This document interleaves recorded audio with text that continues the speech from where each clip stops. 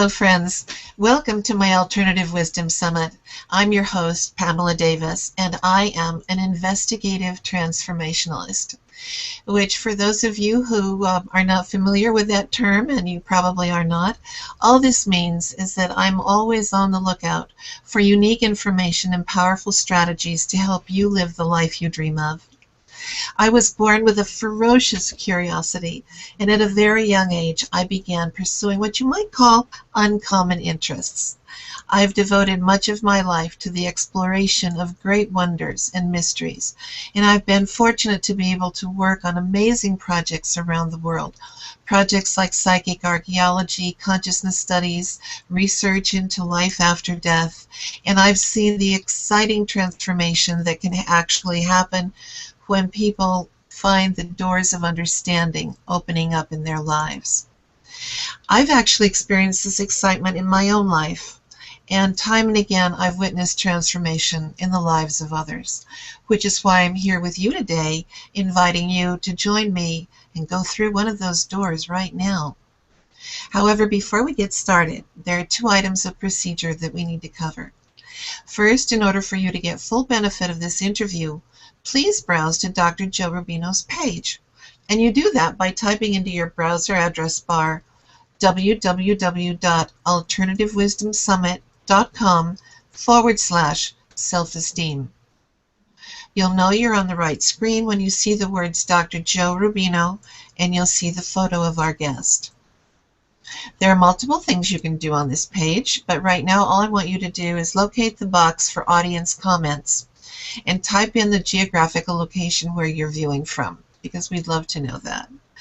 And then if you hear some little gem in this upcoming interview that you really like, and I'm sure you'll find a great many of those, you want to share your thoughts with others, we'd love to hear from you. Also, if you have questions about self-esteem or something else that comes up in the interview, this is where you can submit questions, and later you'll be able to find answers in the FAQ section on Dr. Joe's page. And now, on to item number 2 after a sip of water. Oh, it's been so hot here. Dr. Joe will be giving you a free gift as a thank you for you being with us on this interview. And he'll tell you more about this in just a few minutes, but first I'm going to tell you a little bit about him. Dr. Joe Rubino is an internationally acclaimed personal development trainer, life-changing success and life optimization coach. That's almost as much as a transformationalist. And best-selling author of 12 books available worldwide in 23 languages, which that's something of a record, I'd say. He is the CEO of the Center for Personal Reinvention, an organization that has impacted the lives of more than 2 million people through personal and leadership development programs, providing participants with tools to maximize their happiness, self-esteem, communication skills, productivity, and personal effectiveness. So, Dr. Joe Rubino, welcome to the Alternative Wisdom Summit. My pleasure to be here, Pamela. Thanks for having me. Well, it's my pleasure to welcome you. So, Joe, first of all, can you tell us a little bit about your journey and how you were drawn into your work helping people with self-esteem issues? Listening to some of your lectures, I noticed you quoted the Bible a couple of times, so I've been wondering, what were some of the belief systems that you were brought up with? Well, I was brought up with pretty much traditional beliefs. To give you a little bit of my background, I was a practicing dentist for 12 years before I discovered the whole concept of personal development. And at the time, I was a very dead dentist, very resigned, very apathetic, very much had given up on living my dream life, which I thought was for other people, not for myself. I was practicing by society standards, had a very successful practice. About 250 new patients a month, 7 full-time doctors working in my practice, in the top 1% of practices in the United States. But I had this gnawing feeling deep inside, is this all there is feeling? I felt very empty, like I wasn't passionate about dentistry any longer.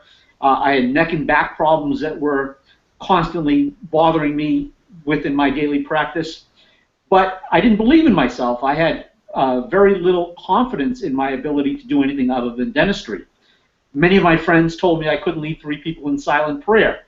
And I had bought into this conversation and didn't really think that I had any skills, any gifts, anything to contribute at all. I entered into a 1-year personal development program to see if I could discover something about myself, and I got my life out of the program. That personal development study has gone on now for 23 years, and during the initial several years of the program, not only was I coached to learn to honor my own values, which were being totally dishonored at the time, but I also learned to coach others. And over the last 23 years of personally working with thousands of people and speaking to hundreds of thousands, I've learned a lot of the distinctions that we're going to be speaking about today. Distinctions about what does it take to be happy? What does it mean to be successful? How can we believe in ourselves and manifest abundance and rich relationships and happiness and passion in our lives and contribute our gifts to the world? How can we live our life purpose and actually be empowered every day with the process of life and enjoy the process, as opposed to waiting like I was until I retired so that, you know, then I'd finally be happy when I didn't have to do the things that I was doing every day, which I didn't love. And so what my work is all about today is managing those thoughts that don't support us in life and creating new interpretations moment by moment that champion us, that champion other people and support us, move our lives forward in a way where we're inspired and empowered and contributing our gifts to others and enjoying life. And that's really what it's all about. Well, since we're talking today mostly about self-esteem, that's our primary topic. And even in listening to you, you made me aware that self-esteem and the problems of low self-esteem are far, far broader than I had realized before. So how would you, how would you define self-esteem? Well, for me, self-esteem has 5 critical components. And if you are lacking any one of these 5, you don't have high self-esteem. And so this is very different than the definition that society has for self-esteem, which is too often misinterpreted to be high ego. So by my definition, the definition I'm about to share with you is exactly 180 degrees opposite of high ego. As a matter of fact, those people who possess high egos are, by definition, concerned with themselves, often at the expense of other people. And so they lack high self-esteem. So the first component of high self-esteem is personal power. And people that possess personal power have the ability to have the attention of people. When they speak, other people listen to them. Not only do they have the attention, but they have the affection of other people. People care about them and they care about people. So people with high self-esteem are great at maintaining and developing and nurturing relationships. They also are competent. They can take an idea that they have and they can manifest that idea into reality with velocity. In other words, they can turn their ideas into reality because they believe in themselves, they believe in others, and they're effective in their communication. High self-esteem individuals are also personally worthy. They feel like they're not ashamed of the person who they are, so they don't have to put on a false facade or an act to hide who that person is. They're proud of who they are, and they know that we all make mistakes, and that when they have a mistake that they've made, they clean up the mess, they learn from it, they commit to doing better. So not only do they possess self-compassion, but they have compassion for others. They forgive others just as they have forgiven themselves. So in addition to personal power and competence and worthiness and significance, that last component, the 5th component, is an appreciation for what it's like in the other person's world. A willingness to live by the golden rule, which is doing to other people as you would want them to do to you. So when you live that way, you're not looking to get yours before other people get theirs. You're not looking to win at the expense of other people. You're looking for a contegrity approach, as I call it, an approach where it has to work for you, it has to work for the other person, and it has to be good for the world in general. So by that definition, someone who others would claim that has high self-esteem, a character like Hitler, for example, has the lowest version of esteem that I could qualify because he did not operate from the golden rule. He abused people. He did not have compassion for people. He was out for himself and his own agenda at the expense of other people. So those types of people lack self-esteem. So they might be competent in manifesting some desires of theirs into reality. They might have personal power from the extent that people listen to them. They might feel competent and capable and worthy, although others would question that. They might feel significant, again, a questionable quality for someone like that. But again, in order to possess high self-esteem, it's an accumulation of all of those components where not only are you able to manifest your dreams, but you're able to support other people to realize their dreams, and you have that appreciation and that respect for other people, which is critical. Well, it's just as I thought. This is really a very big idea, and it encompasses a great deal. Um, you just quickly remind us when you said that there's some extremely surprising percentage of people in the world who are estimated to suffer from some aspect of low self-esteem. What was that figure? Well, my research shows conservatively 85% of the people walking on the face of our planet suffer from low self-esteem in at least one or more key areas of life. So, Okay, well, let's look at that then. So, what would be some common causes of low self-esteem? well, it always begins early on in life, in our childhood. And one of two things happens. Either someone says or does something negative to us. Could be a name that we're called, it could be a bullying episode, it could be an abusive situation, a spanking. Someone says or does something that says, you're defective, you're unworthy, you're unlovable, you don't belong, you're not good enough, you're stupid, you're ugly. Something that says, I just don't measure up. And we buy into that thought. Or the other way that it could work is someone says something very innocently. Like a parent might say, I know, it's so terribly sad. a parent might say, what's the matter with you? And we think, well, I guess there is something the matter with me. Let me look. So whether we buy into somebody else's negativity or whether we make it up ourselves and misinterpret what was said, the result is the same. Moving forward, we now scan for and find evidence after evidence, point after point that reinforces that initial fear that we had, that we're somehow unlovable, not good enough, defective, flawed, don't belong, imperfect in some way. And we now start to create that self-fulfilling prophecy. Every time we come from that greatest fear of how we're lacking, we manifest that very fear into our lives. Now we've created a second piece of evidence that reinforces our worst fear that we're defective. So what happens is it becomes a downward progressive spiral where before we know it, we're absolutely convinced that that's just the way we are, that's just the way other people are, and that's the way the world is. And there's nothing we can do about it. And before long, that becomes our reality, that we are this way, we're defective, we're flawed, we're unlovable, we're not good enough, and we're stuck with it. Those were the cards we were dealt. Other people have it all. We have this horrible lot in life that we have to bear through. And that's the lie, of course. Yeah, right. I imagine that most people who suffer from low self-esteem probably have an inkling that they do, but maybe a lot of people don't. You know, how would a person diagnose themselves? What questions could they ask themselves to find out whether or not self-esteem is a problem for them? Well, that's a great question. And all we have to do is look at the 6 key areas of life: our health and appearance, our wealth and finances, our job or our business, our relationships, area of personal and spiritual development, and the area of having fun and recreating and pursuing our passions. If we're not empowered in every one of those areas, if we're not absolutely excited about our life, then, and here's the counter to that, we think that there's not a whole lot we can do about it, or we don't have a positive expectation for change for the better, then we're suffering from lack of self-esteem. We are resigned that this is all that we can do.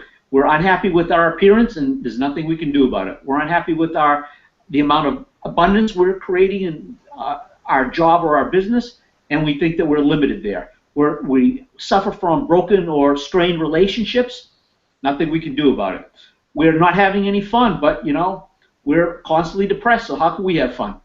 Whatever that point is that is lacking, it's because we don't see our success as inevitable. We don't see our happiness or our abundance or our relationships or our fulfilling work or whatever is most important to us as absolutely inevitable that we are going to achieve. So we're self-motivated to do the things that achieve it on purpose.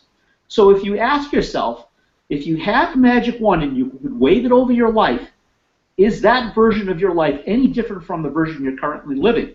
And if the answer is yes, then the diminished version that you're currently living is sourced in low self-esteem. Okay, well, what about, it alarms me that there are so many people walking around this country, and I guess maybe around the world, but certainly we see an awful lot in this country, people walking around carrying, an extra 100, 200 pounds of weight. And these are not people who are just lazy or who eat too much high fructose corn syrup. I mean, those can be factors, but obviously there's something far deeper going on here, which I would suspect has a lot to do with very deep self-esteem issues that are, since there's so many of them, it becomes almost perhaps a cultural problem. What do you think? Well, that's one example where, for example, people aren't clear about what they're committed to. We're all committed to something, and most of us are committed to our convenience. So it's like we're walking down a forest path and we come to a fork in the road. And we tend to take the left-hand path all the time.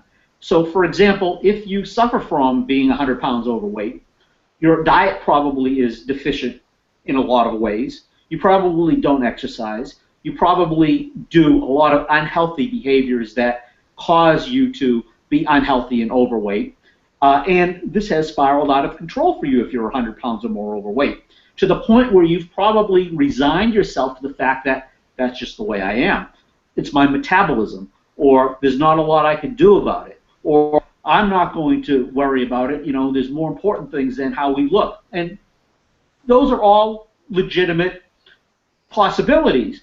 But the bottom line is, if it's diminishing your quality of life, if given the choice of being fit and in shape or overweight is a choice that you want to make, Okay. you don't know how, it doesn't serve you in that case. Well, I'm talking about, let's go a step backward. Not what you do about it once it's happened, but what I was referring to was about getting there in the first place.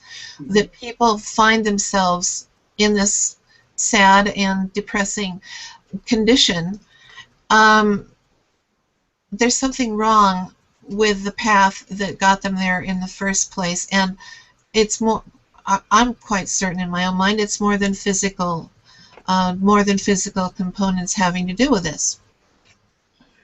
Well, there are many components, and we'll speak to some of them, and I'm actually going to share an exercise later in the program about how you can break up the upsets in your life. You mentioned people are depressed, people are resigned or sad about their condition.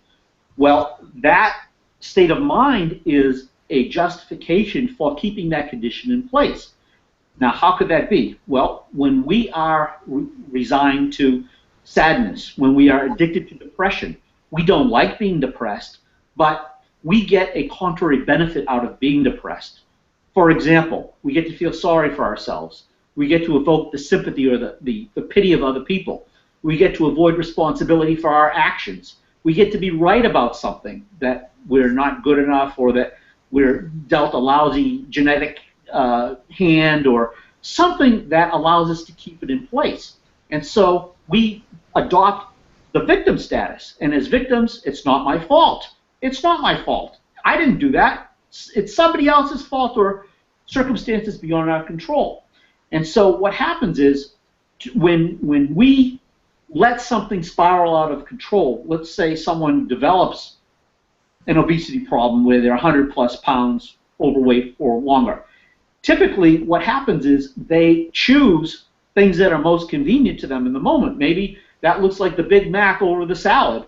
Maybe it looks like eating fried foods several times a week, or maybe it looks like an addiction to ice cream or milkshakes, or something that has caused them to, before they know it, spiral out of control, where they reach a point where now they've given up. Now they think it's hopeless. And all that it takes for someone like that to reverse that trend is to believe in themselves, to believe that it's not hopeless. There are so many vehicles out there to support people to drop weight. I'm affiliated with a company that has 400 people who have lost 100 pounds or more. Because, why? These are people who now have hope. They see the evidence that's been created by these other people who have followed a regimen, a program that supported 400 people to lose at least 100 pounds and tens of thousands to lose significant weight beyond those 400. So now what's happened is when people see, oh, the belief system has changed. If someone else can do it, now what's lacking perhaps is their own motivation. Self-motivation is the key to success. And what is the key to self-motivation? It's when you see your bright future as inevitable. In this case, if you want to drop 100 pounds, you have to be able to envision yourself as a thin, energetic, fit, and vibrant person. If you don't see yourself that way, if you see yourself as an overweight, sluggish person who has no energy and wanting to lose weight, your body, your mind is left with a vision of how you hold yourself. And that's the predominant vision that's manifesting in your life. So until you can envision your dream body, envision your dream life, to create the self-motivation that is required to do the things that will get you there, until you expect those things to happen, the burning desire that Napoleon Hill talked about that's necessary for change is one component, but it's not enough. We need to see our success as inevitable. Until we see our success as inevitable, what's going to happen? Problems. We're going to be out at a party, someone's going to offer us an ice cream, we're going to take it because that's the path of least resistance. That's what we've become accustomed to. And there's all these contrary benefits that we get from taking the ice cream. We get to then wallow in self-pity. We get to feel sorry for ourselves. We get to be right about the fact that I can't lose weight. Other people can, but I can't. So this is just one example of how we self-sabotage. And the contrary that's needed to break that cycle of self-destruction, self-sabotage, is believing in yourself and having a support structure that will assist you to return yourself to your commitments and your belief when they falter. And they will, because we all go back to our default status, our default state. That's why people earn about the same amount of money that they've always earned. They're about as happy as they always have been. They have about the same amount of friends that they've always had. They're about the same physical condition that they've always been. It's because they expect their future to be a function of the experiences that they've created in the past. When we expect our future to be worse than our past, we self-sabotage, and we then get to be right about the fact that I knew I couldn't win, I knew I'd lose it all, I knew I'd lose my shape, whatever it is. The opposite is true as well. When we expect great things to happen, we're motivated to break through the problems, to solve the challenges, to find a way that will then agree with how we see ourselves. That expectation is huge because it sources self-motivation, and the self-motivation is the key to losing weight, making money, attracting friends, doing the things that we all want. Well, obviously, this is very connected to issues of addiction, which are epidemic in the country right now. How is low self-esteem connected with addictions and self-destructive or antisocial behavior? Low self-esteem is the #1 source of all addictions. Drug and alcohol abuse, poverty, violent or aggressive behaviors, anytime where we give up our right to empower our lives and we are addicted to getting a fix of some form. That fix could be sex, it could be drugs, it could be alcohol, it could be money. It could be power.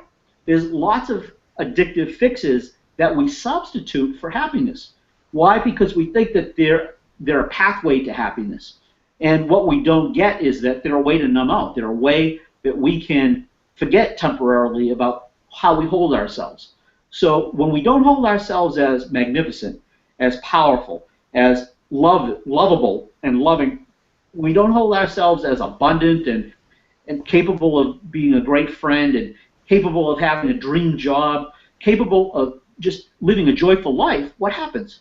We then have to numb out because we can't be with the pain. So addictions are one way that we numb out. When we're addicted, when we're in that numb state, we don't have to think about what we're lacking. We can forget about it temporarily. So when we drink, we become happy in the moment because all of our cares are gone temporarily until the alcohol wears off, and now we're left with twice the problems that we had in the first place because of the alcohol. And it's the same with drugs, it's the same with sex, it's the same with food, with any addiction. Money. Right. Right. All right, now now we're going to go to someplace. I'm not sure that you go there very often, but while I was pondering the wonderful items that are in your special offer package that we're going to be talking about shortly, I was thinking, this has to, in my mind, because I studied a lot of philosophy in college and so on, I thought this has to be connected somehow with the Calvinist foundations of our country. And Calvinism, their central doctrine is the doctrine of the elect. And you are among the elect if you outwardly manifest the characteristics of the elect. You're rich, you're good looking, you're successful, and furthermore, God, you were born to be this. This is preordained. The doctrine of the elect, you're elect. You don't get to be elect. You don't work into getting elect. You're elect from the moment you're born. Likewise, those of us who don't have all those cool things to show on the outside, and behavior and attitude don't have very much at all to do with it. You can be elect and be a very not nice person, but the rest of us, we're also elect to hell. I mean, we're damned.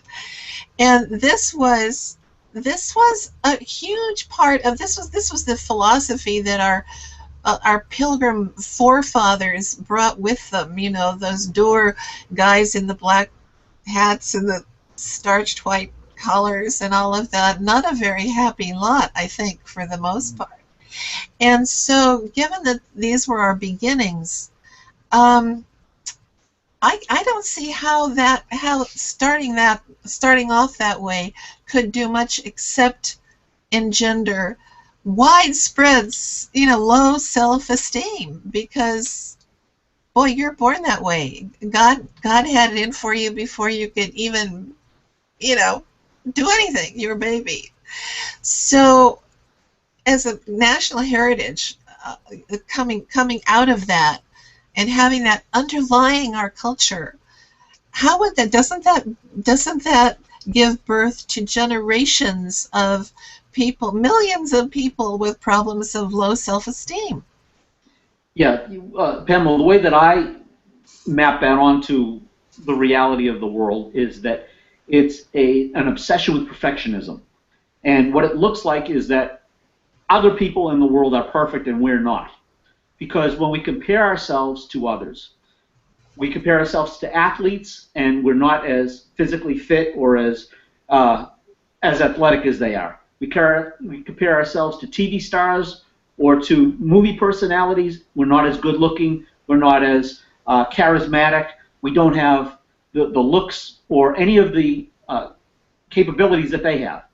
We can always invalidate ourselves when we compare ourselves to people who are wittier than we are, wealthier than we are, more charismatic than we are. People always can be found who have more than we have in some way, shape, or form. So whenever we compare ourselves to the standard of perfectionism, we always fall short. And by doing so, we're constantly searching and finding the flaw. And with this predominant habit of looking for the flaw, we look for the flaw in ourselves, and now we look for the flaw in other people because we look to take people out so that we can feel better than they are in some way. We make them less so that we can feel a little bit more because we feel less to begin with. So it's a reverse downward spiral where the more we take others out, the more they take us out, the worse we feel about ourselves because we're not exuding love in the world. So the more we're dealing with people who are constantly dealing with anger or with sadness or with fear or with some negative emotion, what happens is before long we give up our hope that we can even compete with others, and that's when the resignation sets in. So what is there to do? The first thing to do is to give up your right to be perfect, to realize that we all make mistakes, we're all imperfect, and we're all magnificent at the same time. We all have different magnificent gifts, different qualities that we can accentuate. We all have different areas of strengths, and we all have areas that might be missing that we can develop to be strengths that aren't strengths to begin with. So as long as we search for the flaw and we constantly look for the things that are wrong with us, that's what we're going to be present to. We're going to be very good at finding the flaw. Instead, what if we acknowledged ourselves for something every day? Acknowledged by writing up a paragraph in a journal, for example, acknowledging ourselves for some quality that we're proud of ourselves. And this isn't to boast, this is to give ourselves the self-love that's required in order for us to go and love other people first. Because if we're constantly feeling poorly about who we are, how can we relate and edify others if we're constantly tearing ourselves down? So one possibility is to give up our right to find that flaw and to look for the excellence, to step into the possibility of excellence, to declare ourselves working on different qualities that allow us to manifest the qualities we want to show into the world. So for example, if we're not exuding love into the world, that could be a quality that we now declare that we're going to develop. So we ask ourselves, if I was to show love, what would I say to Pamela today? How would I make her day a little bit better than I found it? What could I do if I was to be a contributor in the world? How would I contribute to somebody today? So we, on purpose, live from this declaration of the qualities we've decided to be, and now we have a game that's worth playing for, because now we have a game where we give up our right to be invalidated, we give up our right to not be good enough or to compare ourselves unfavorably to anyone, and we instead look to empower our lives in a way where we're a contribution to others. And a funny thing happens when we can contribute to the lives of others, our own petty concerns diminish, they go away. Why? Because we're not focused on ego. We're not focused on building ourselves up, looking good, not looking bad. What are others thinking about us? We're instead picking a game to play, a master game, if you will, that's larger than we are. So we handle our own petty concerns. We can now move forward in such a way where we use our life to do good in the world. And what happens when we do good in the world? It comes back to us tenfold. So that's the game that will empower our lives, to give up our right to invalidate ourselves and to contribute to someone else, make their day a little bit better. And our own stuff will get handled in the meantime. Okay, well, let's leave it at that for a second because I have to talk to our viewers about some very important information. For those of you who joined late, I'll repeat what I announced earlier. If you aren't already on Dr. Joe's page, then you need to go there now. In the address box of your web browser, type in this address, www.alternativewisdomsummit.com/self-esteem. That's SELFESTEEM. And you'll know you're on the right page when you see the words Dr. Joe Rubino and you see the photo of our guest. Friends, Dr. Joe has a free gift, especially for you, as a thank you for listening to our interview here today. Joe, your free thank you gift is an MP3 called Joe Rubino's 7 Steps to Soaring Self-Esteem. And in a sentence or two, could you please describe for our listeners what they're getting today in your Joe Rubino's 7 Steps to Soaring Self-Esteem thank you gift? Yes, it's a 45-minute audio that goes over 7 concrete steps with exercises that we all can do to elevate our self-esteem. It looks at some of the myths out there about self-esteem, it debunks them, and it also champions people to actually take on some concrete steps that everyone can do every day in their lives to make their lives happier, more productive, more powerful, more able to impact other people and take the focus off themselves, as I was saying. 7 concrete steps that when you do these steps, your life becomes empowered. And it's just a taste of what's available through the work that we do. So it's a gift. Enjoy it. I hear from people all the time that they listen to it. Many people I get feedback, they've listened to it dozens of times and they hear something different each time because just like our talk today, there's so many information-rich possibilities for all of our lives. And if you were to just take one of these possibilities, one of these points on it and empower your life with it, your life will transform. And so that's the essence of the gift. Oh, that'll be terrific. People are going to love that. Now, friends, I'll tell you in a few moments how to get your free thank you gift, but while you're on this page, I want you to locate the special offer button. It's big and it's orange, so it's easy to find. Click on the special offer button now. You'll know that you're on the right page when you see the words special offer, followed by the words Dr. Joe Rubino's success code and maximum self-esteem. On this page, you can read all about the unique and amazingly generous special offer that Dr. Joe has put together exclusively for you to watch this interview today. And Joe, as I just mentioned, your package is called Dr. Joe Rubino's Success Code and Maximum Self-Esteem. In a few sentences, would you please tell our audience a little bit about what's in this special offer package that you and your team have put together for them? Well, there's 2 primary components. The first is self-esteem elevation, and that consists of 3 different areas, 3 different programs. Healing and completing your past, assessing what's so in your present, designing your future and choice. And let me just say a little bit about each if I could. Sure. When we are at the effect of our past, it's because we made things up or bought into things in our early childhood throughout our history that we're living as though they're true. Past strained relationships, incompletions, things that we made up about ourselves or about others or about the world, things that don't support us any longer, that are causing pain in our lives currently. Once we've healed them, we've changed history in essence. You know, you hear you can't change history. History, the facts of history remain the same, but that's not what bothers us. The interpretations of those facts are what we remember. And those interpretations, especially the faulty interpretations, are the things that keep us stuck in suffering. So when we reformulate those faulty interpretations, we've completed the history. We no longer have to go back and relive those upsets over and over and over again. The second aspect is we do an inventory of what's so right now in your life. So, for example, are you honoring your values fully, your most important core values?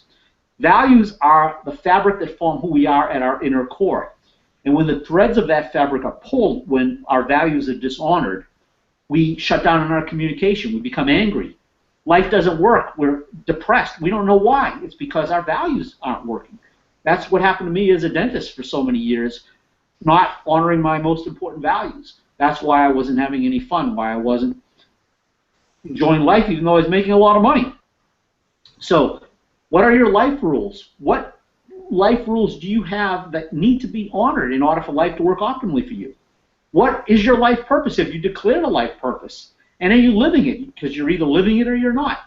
What are your gifts? Are you sharing them and developing them and empowering others with those gifts? Or are the gifts invisible to you?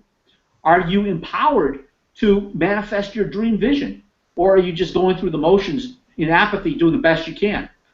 Are you taking action to achieve goals that align with that vision that serve your life purpose?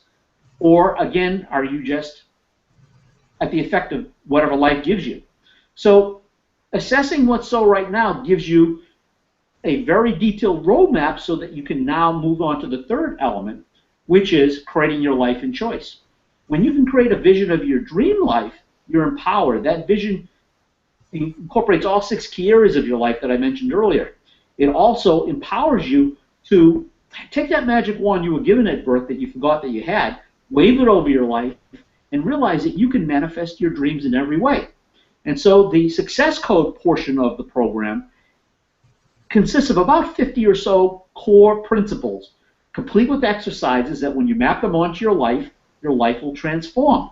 So that program is about empowering your life to see things differently, because when you act from different pictures that you see, that positive expectation for success in your life, you're now self-motivated to do the things that will empower your life to be different.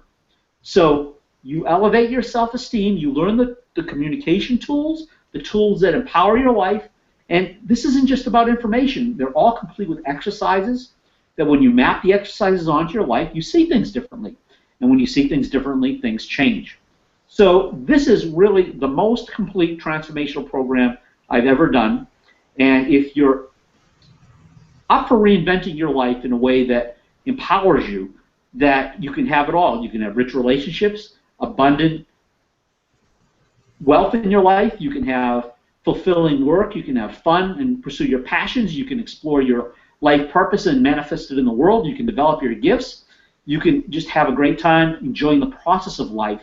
This is a program that allows you, like a paint by numbers or a connected dots program, to do the exercises, to look at how life is showing you what you need to do next.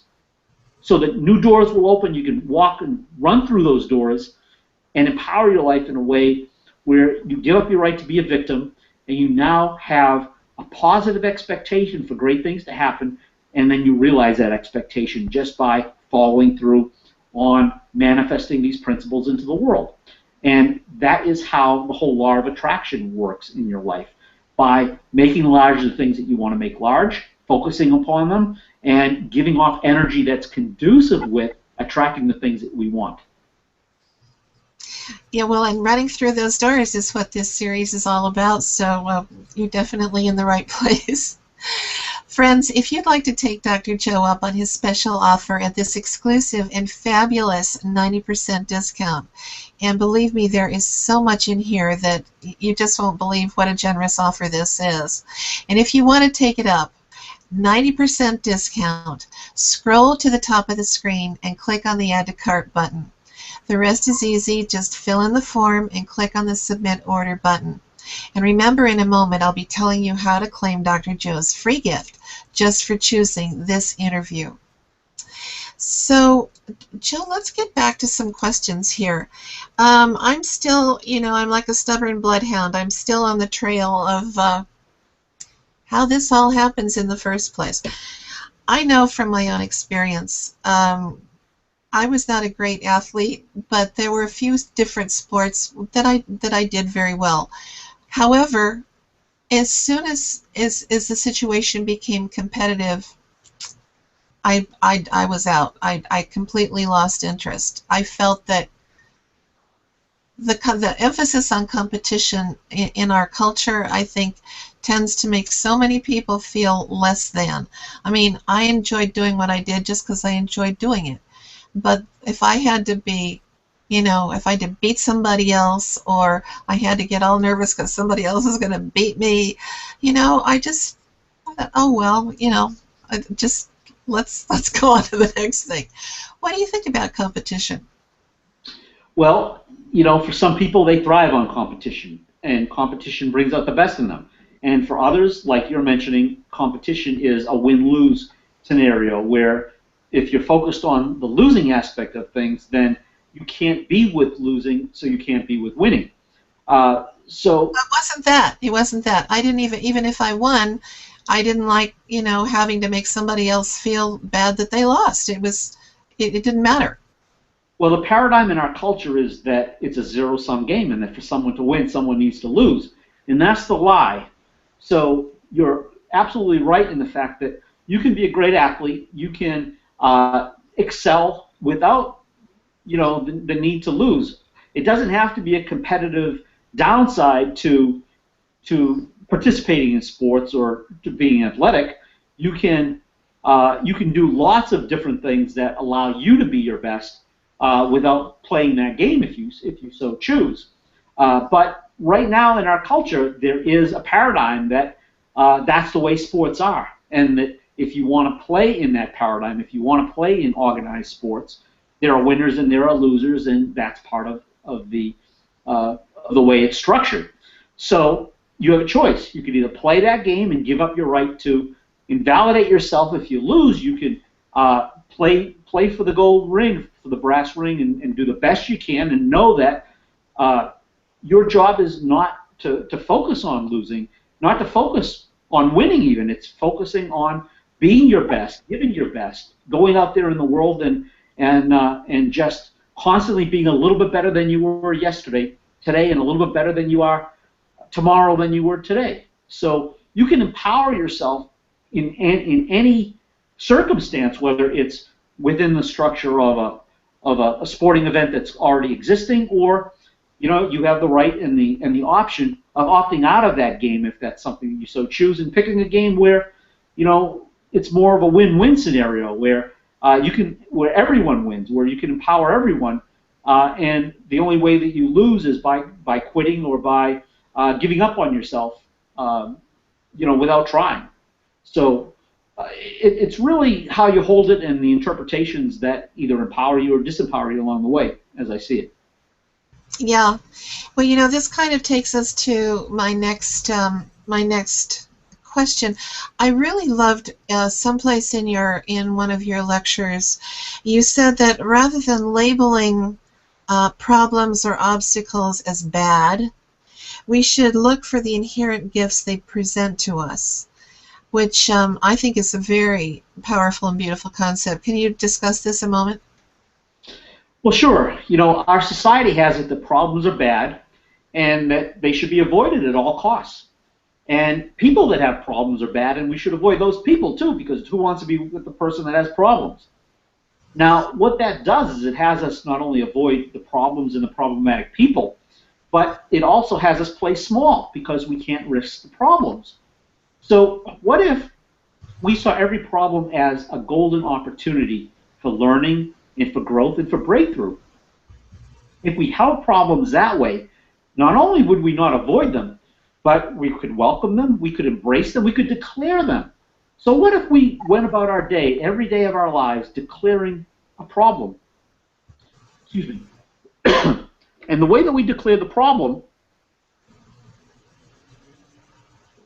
is we look at where are we stopped in life, and where can we declare an area that we are blind to the answer. We don't know what we don't know about breaking through that area. Excuse me. When we have the ability to embrace problems, to declare them, we now have the ability to stay in the game. We have the ability to actually look within a problem at what's the gift that this problem is offering me. Who am I being that this is showing up around me? And what's missing that if put in place would help me to solve the problem? Right. Go ahead and just take a sip of water. Don't worry about it.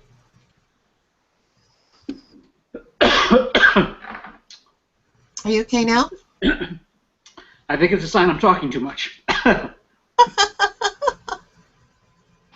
Okay. I think I'm okay. Alrighty. Okay. So, I was also struck by your discussion of the importance of detachment from caring about other people's opinions. Wow. I mean, this for so many people, this is huge. It can be very hard not to care. But why is that so important? Well,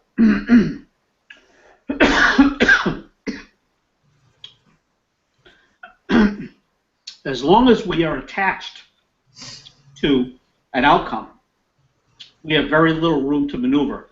We're not willing to risk something we don't know the answer to. We're not willing to explore or experiment. We're not willing to look bad or make a mistake.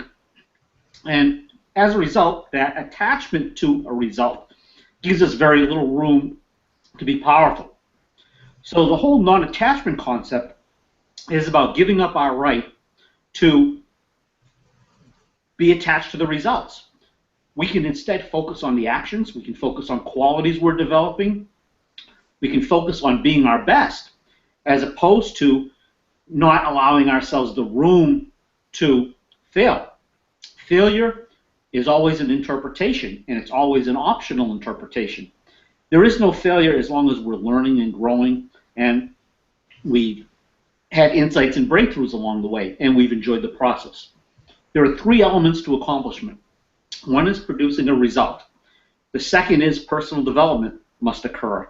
And the third is we have to have fun. So if our commitment is to the results and we are enjoying the process of life, learning from the process, learning as we go, discovering more about who we are, who other people are, and about what we don't know, the areas that coaches can help us to access. And if we enjoy the process, we have fun, then the pursuit has been a successful one no matter what the outcome is. It's because we are on the path, enjoying the path, the process. If we're on the path that aligns with honoring our values, manifesting and discovering our gifts and sharing them, living our life purpose, honoring what's true to our nature so that we're not being disingenuous, we're not living a lie, we're not putting up a false facade because we can't have people be with who we don't think that we are, or something we're trying to hide. Then we have the room to be who we are. We're authentic. We're vulnerable. Vulnerable isn't a bad thing. It's a good thing. Vulnerability means we give people permission to see who we really are. And our greatest strength is our greatest vulnerability, meaning that when we show people our heart, we allow them to show us their heart as well. And they can be who they are when they see that we're being who we are. So this whole process of non-attachment is about not having to be perfect, giving up our right to know the answer, giving up our right to be perfect. So when someone asks us something that we don't know the answer to, we tell them, you know what, I don't know what the answer is to that, but I'm going to find out and I'll get back to you when I do. Does that work for you? Yeah. So it's an honest, open way of relating that people can embrace our energy. We're user-friendly. We're not hard or judgmental. We give up our right to judge. We give up our right to be attached. Those are the two points that keep us separated from people: judging and attachment. Once we, everybody has an opinion. Once we allow people the space to be who they are, and we empower them in that space, embracing who they are, not making them conform to who we want them to be, but allowing them to be who they are. Now they can be powerful, and we can learn from them in that sort of a relationship, as opposed to not giving them the room to be human, not giving them the room to be anything other than our preformed little box that we have them step into, because that's the attachment that we have, the expectation that we have that they have to fit into. When we interact with people that way, they're a lot less likely to give us the room to be who we are. And so now we have opposition. We have people opposing. We have position against position. We have struggle and suffering, as opposed to non-attachment, non-judgment, open, loving, warm communication. And that's how life works optimally. And that's how charisma is developed. People who have charisma not only care about others, but their energy is inclusive. Their energy allows for others' humanity. Their energy is loving and forgiving and empathetic. And it's based in gratitude as opposed to based in scarcity. And when we have that outlook that there's plenty of opportunity to go around in the world, there's no scarcity, so we don't have to get someone else before they get us. That whole thing about the sports thing is based on a scarce myth, that there's only one prize, and either you get the prize or you don't. You're either the winner or the loser. And life, honestly, isn't like that. We all can win, and the way that we win is by enjoying the process, growing through the process, and honoring our values as we learn and we grow, and contributing to other people at the same time. This discussion reminds me of a cute little story that I heard recently. Apparently there was a reporter who was talking to Edison and said, gee, you must have been You must have felt really terrible about so many failures before you came up with the light bulb. And he said, no, he said, I just learned 2,000 ways how not to make a light bulb. So, Yes. it's all a matter of perspective and how you look at your life, right? You can either be empowered or disempowered by anything. It's not the facts, it's the interpretation that really makes the difference. And, when we get to it, that's the exercise that I'd like to share a transformational exercise. Yeah, I was going to ask you to do that. Yeah. Is this a good time, or should we? This is a fine time. Actually, I was just going to do that. I was just going to ask you. Well, great. Well, the exercise that I have for you all today is an Wait a minute. exercise. No, I'm sorry. Let me interrupt you. I'm just looking at my clock here for a minute. Let me just cut away for a moment, and then as soon as we come back, we'll get into this exercise, okay? Sounds great. All right. Let me take a moment to remind you, audience members, that by now you should have been to the special offer page. And if you haven't, here's the link to Dr. Joe's webpage for this interview. It's www.alternativewsdomsummit.com/self-esteem, SELFESTEEM.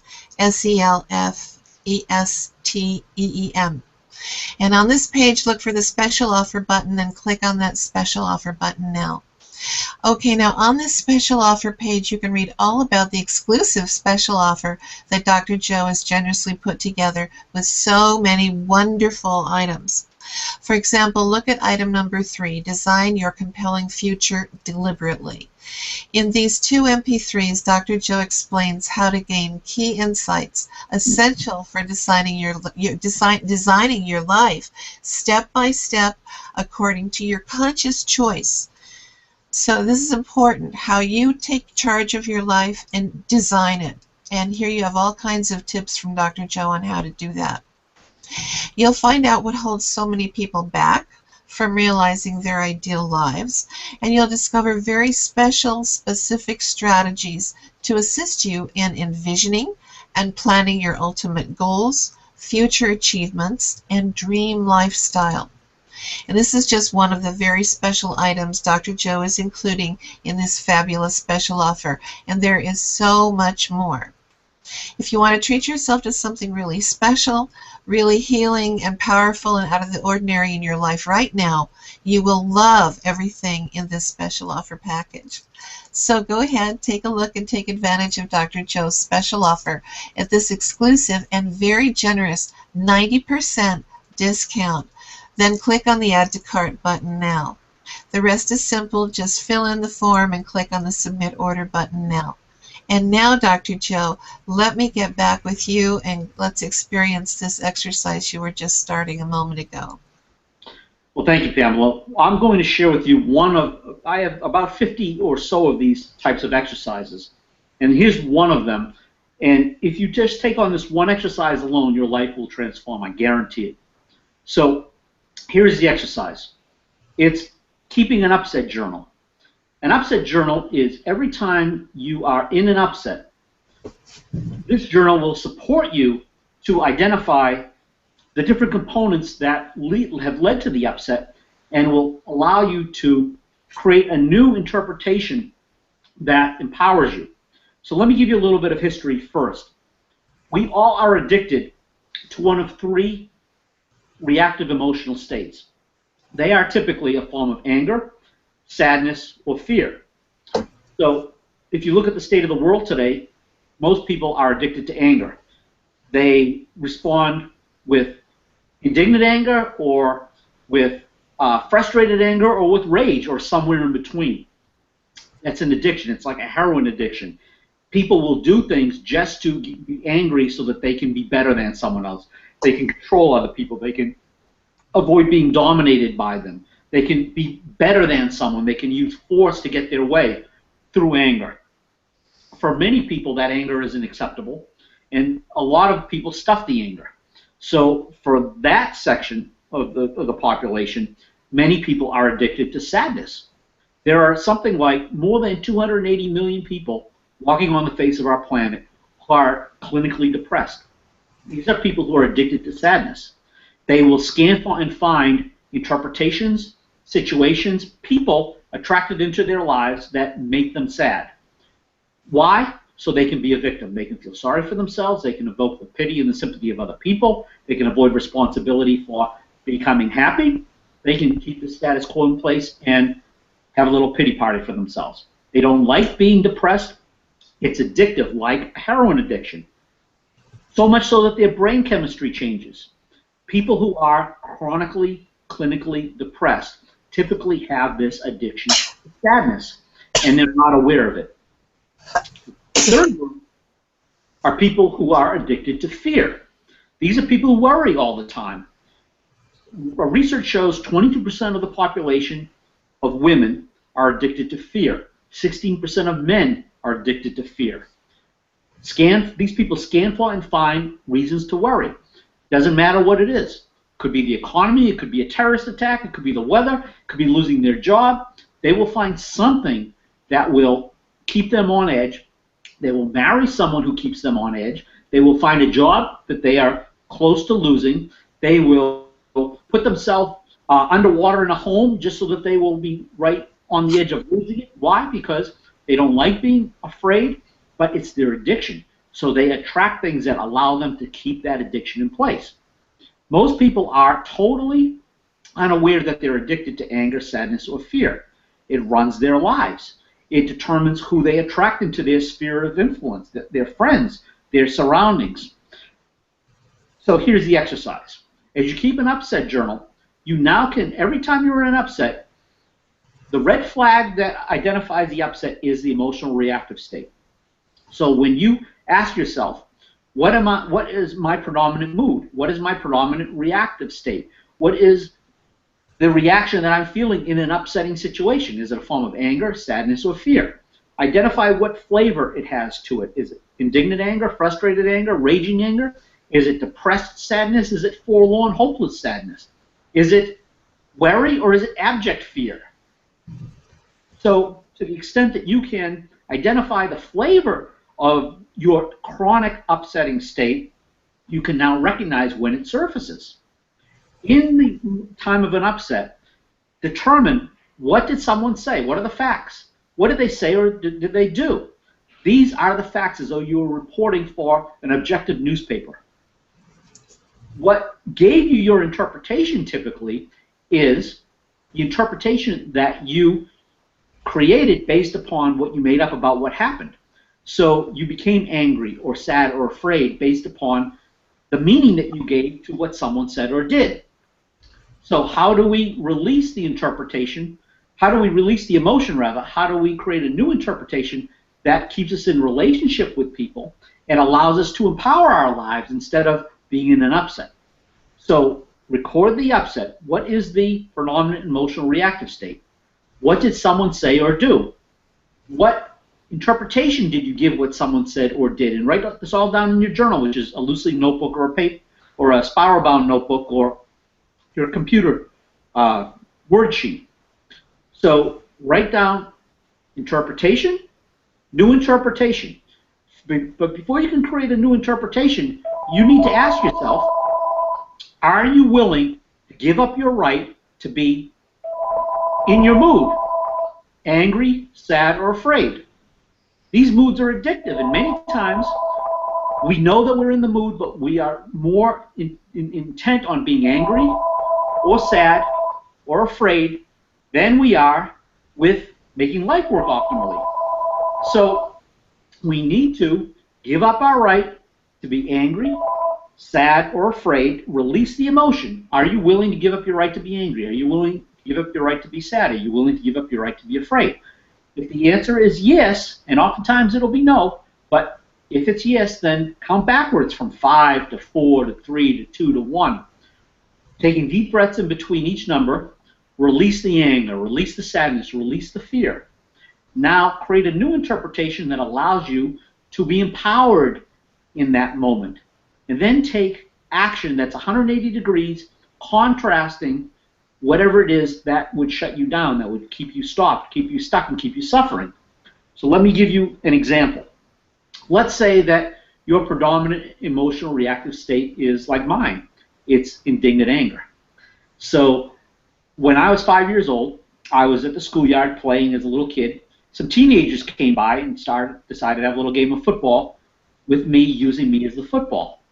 So they would pass me around and toss me around, and I hit my head on the concrete, ran home crying with a big egg on my head. And I made up that I was small and insignificant, and that people were mean and cruel, and that life was a dangerous place. And it made me indignantly angry. So from that point onward, 5 years old, I started scanning for reasons to be indignantly angry. So how dare you was my predominant response to life. That's not fair. How dare you? And so I would create situations where I would be a victim, and I would get indignantly angry, and I would respond violently, or I would tell someone off, or I would be mad at them, or I would do something that would justify my anger. And I didn't know that I was run this way until I was about 36 years old and entered into personal development and discovered this about myself. So in this indignant anger state, life doesn't work. So when something happens, I'm constantly looking for the flaw. I'm constantly at odds with people. So I'll give you an example. The other day I was on the phone working to resolve a banking situation for my dad. He's elderly. He's in an assisted living situation. He can't deal with his own finances. The person on the phone was giving me a hard time, my interpretation, about helping my dad resolve his situation. She wouldn't give me the information because I didn't have written permission to speak about on my dad's account. This made me indignantly angry. I gave her a hard time. She gave me a hard time back. Then it dawned on me, oh, here it is again, indignant anger. How dare you? So what do I do? Ask myself, am I willing to give up my right in the moment to be indignantly angry? Yes. Release the emotion. Can you create a new interpretation in that moment that keeps you in a relationship with the person? Yes, I can interpret that she's doing the best she can to do her job in a way that protects people from stealing bank accounts that aren't theirs. So now I'm operating from an appreciative perspective as opposed to an indignant, how dare you perspective. So I tell her that. I say, you know what? I know you're doing your job and that you're trying to protect my dad's interests. So how can we resolve this in a way that works for you and works for my dad and works for me? So she said, come down to the bank, fill out a card, get your dad's signature, and then we can talk to you. So I did that. Within about 30 seconds, his challenge was resolved, and the whole thing was a learning experience for me, because when I was willing to give up my right to be angry and I acted from loving energy instead of anger, what happened?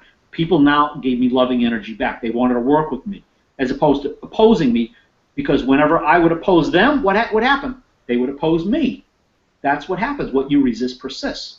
So in this exercise, when you can get clarity around what runs you, whether it's a form of anger or sadness or fear, and you're willing to give up your right to be angry or sad or afraid and create a new interpretation that's mood-free, negative, anger, sadness, fear, reaction-free, you now can empower the relationship in a way where you now can look for a way for it to be a win-win scenario.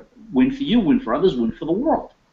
And so that exercise, if you're willing to try it on, get in touch with what runs you. Get in touch with what is the predominant reactive emotional state that has your name on it. And as you journal upset after upset, you'll see patterns. You're constantly depressed. You're constantly sad. You're constantly fearful. You're constantly angry. Whatever it is for you, you'll see a pattern forming. Practice in the moment, giving up your right to be angry, sad, or afraid. At first, you won't recognize it right away. It'll be invisible to you. You'll make a mistake like I did. Apologize, clean up your mess, do whatever you need to. Return yourself to the exercise. Create a new interpretation that has empathy. What is it like in this person's world to have them say what they said or did to me? That's not personal. When you have empathy, you can realize people do the best they know how to do based upon how they see the world, and it's not personal. When you give up your right to be personally offended, you now can respond to them in a way that's effective. You can increase your charisma, you can increase your personal effectiveness, you can get what you need and give them what they need. And that's how you create win-win scenarios. So take this on for 30 days. Keep an upset journal every day for 30 days. Work on catching your upset before you say something that's going to damage the relationship. That's the key. To catch it before it has bad results associated with it. Once you learn to do that, you develop a new muscle. You now can be proactive in the moment. You can be not in reactive state to people, not constantly at the effect of what people say and do. You'll be empowered, and you'll have a tool to empower others. Because when you are able to be personally in control of your own reactive emotional states, you'll also realize that other people react emotionally too. And when you have empathy for what is it like that other people are reacting, and you give up your right to react in return, you're now 10 feet tall and bulletproof because you're not allowing other people to push your buttons or pull your strings. You're instead realizing that everyone does the best they know how to do, including you, based upon how they see the world. So when you see the world differently, and now you have the ability to support other people to see the world differently, instead of reacting anger with anger, or sadness with anger, or sadness with fear, or however you usually react, you now have a new tool in your toolbox that empowers life.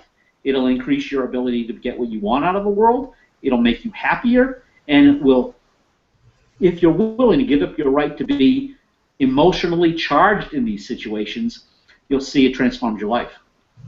Well, I'm so glad that you used that example, because I was just going to ask you about something very similar. It had to do with journaling. So this was great.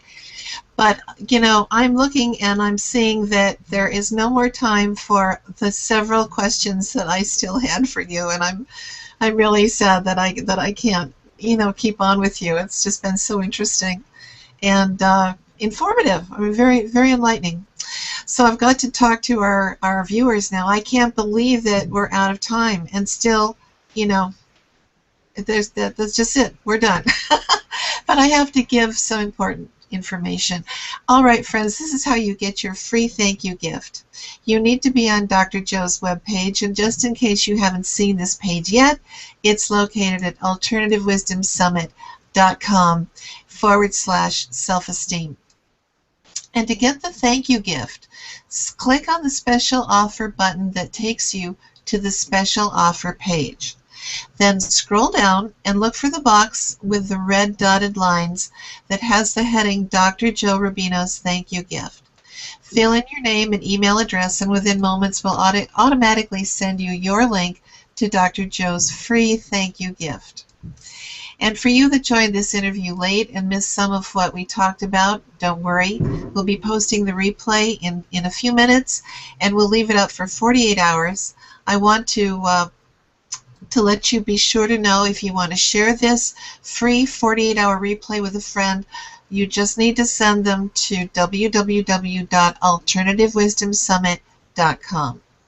Also, if you haven't already done so, now is the time to take care and take advantage of Dr. Joe's special offer, because this is something you really do need to enrich and even transform your life. And of course, you don't want to miss this exclusive 90% discount. Click on the Add to Cart button now. The rest is easy. Just fill in the form, then click on the Submit Order button. Friends, thank you so much for joining me on this interview. And Dr. Joe, thank you so much for sharing your inspiration and your insights with us today. Always a pleasure, Pamela. Thanks for having me, for the great work you're doing. Thank you. Thanks to our listeners. Yes. Thank you, everybody. All right, that's all for now. This has been the Alternative Wisdom Network Summit. Maybe we're going to be a network sometime soon. The Alternative Wisdom Summit, and I'm Pamela Davis, sending you blessings and best wishes. Bye-bye. Thank you.